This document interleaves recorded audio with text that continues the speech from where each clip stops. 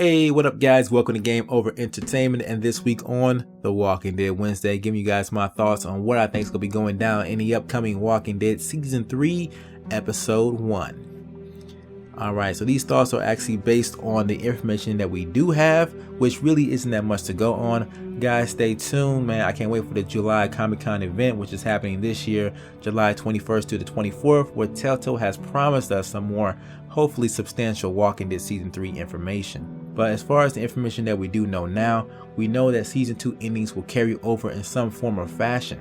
I don't know how they're going to carry over the endings as far as having us choose in the beginning of the episode what choice you pick just right out front and blatantly, or our save files carrying over or what have you.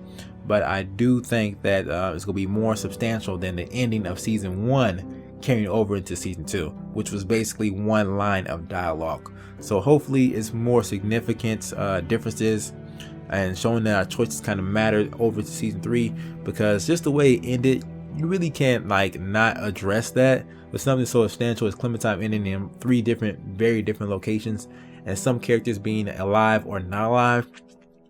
You really got to address that in third season. We also know that Clementine will be featured based on the information we got from the creator of The Walking Dead, Robert Kirkman. And I'm just going to go ahead and say that I think Clementine is going to be the main playable character. We also know that the main timeline of the third season is going to be a lot closer to where the comic books are currently. So that puts us about 2 years ahead of where we are right now, ending off at Season 2, Episode 5, and Clementine being the age of 13. And Robert also said that there will be more comic book material featured in this third season as well. So I don't know if that means comic book locations, comic book characters, not really sure, but they want us to understand that this Walking Dead game and the Walking Dead comic books are truly in the same universe, and that's how you make that kind of together. I was really hoping for something like this in the Walking Dead Michonne, where we could see some kind of Telltale characters in the Walking Dead Michonne, so we can see that those are the same, universe and stuff. But unfortunately, we didn't get that. But I'm happy to see they're trying to rekindle that again in this third season. And really quickly, one word of caution or concern I kind of have about this is that I don't really want to be, if it's how they did in Season 1. They had a cameo appearance of Glenn and Herschel. They were featured in one episode, and then they were in, they were out, but they were not main co-characters or anything like that. If they have any comic book characters representing that, I probably won't be too pleased, because those characters are restrictive. There's certain things that you can and cannot do with those characters as far as how their storyline goes. It has to follow the canon material of the comic book, and I don't want us to be so tied down by that source material that we can't really be flexible with these characters, and we already know what's going to happen to some of these characters and stuff, or to some of these places and events. I know it's kind of cool for people to from a comic book fan's perspective, to look at this stuff hey, I remember that, or hey, I know these people from the comic book. That's cool as hell. I feel appreciated as a fan by them including this. I understand that, but it also limits the possibilities of the storyline, and for that, I gotta say, just hopefully they don't overdo it with the comic book stuff in Season 3. And now that rant is over, let me go ahead and give my thoughts on how I would like Season 3, Episode 1 to play out. In the first part of Episode 1, I think that it's going to take place either 1 to 3 months after the ending of Season 2.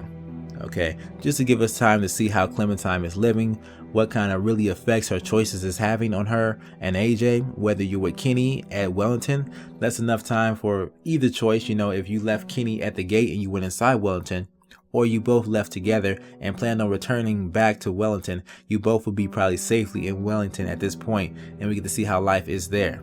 Or we have the Clementine and AJ alone ending, where we can see where Clementine was actually headed, okay? Because she looked like she's walking into nowhere with no clear goal in mind. But she's obviously going somewhere, and I want to see where she ends up in this ending as well.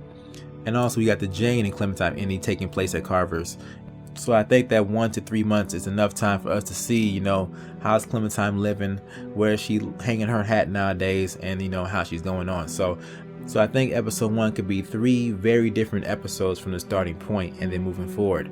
And then I think by the end of the episode, we'll have that 2-year time skip, and we'll have all these endings kind of converging to the same location. Now, I'm not saying that these characters, Jane and Kenny, terminate characters now, are going to for sure die.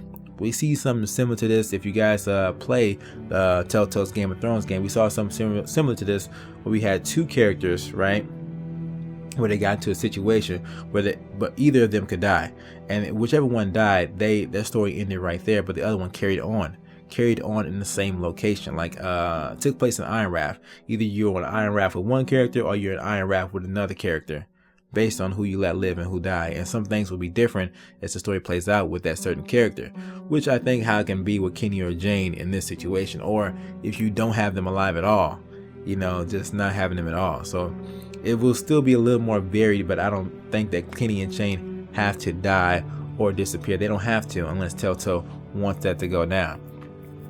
So as far as where I think we could end up at in season 3, it's like a convergence storyline.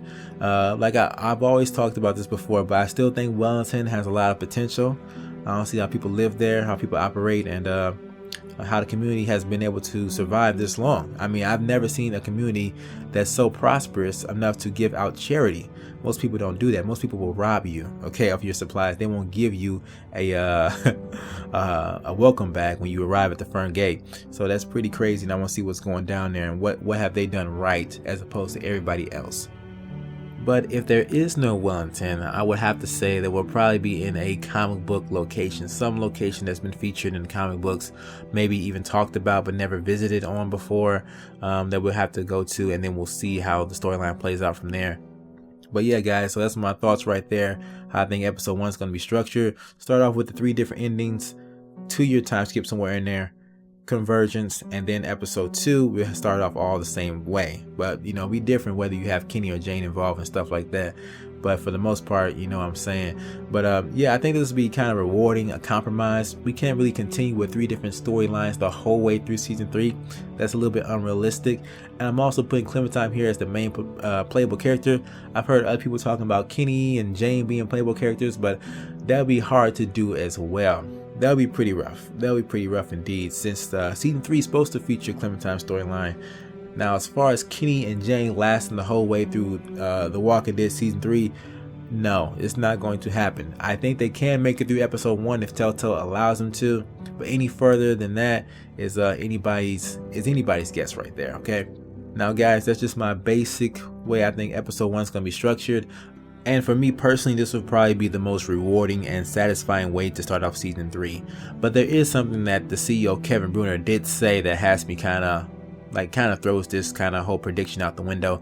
He does say that he wants season 3 to be accessible to anybody who wants to play it, so anybody could just jump in and already be in tune with the storyline. They don't have to have any previous knowledge of past events in order to get into The Walking Dead season 3. And that kind of like, how can you respect the fans' past choice and also make it like completely accessible to everybody? I don't know how that can be done. So this is the respectable way, I think, for me, for players who've already played the previous seasons to continue forward. But you know what, with the CEO saying different things about being accessible, I don't know, we're back to that one line of dialogue representing our choices. But yeah, guys, that's the end of this video right here. Let me know in the comments what you guys think, and also I want to hear your thoughts about how you think episode 1 is going to start off. If we get a lot of interesting comments down below, I'm able to make a follow-up video for this talking about some of you guys' thoughts and stuff, which would be pretty cool. And thank you guys for watching. Go ahead and thumbs up the video if you did appreciate this. I'll catch you guys next week for another Walking Dead Wednesday. Game over, out.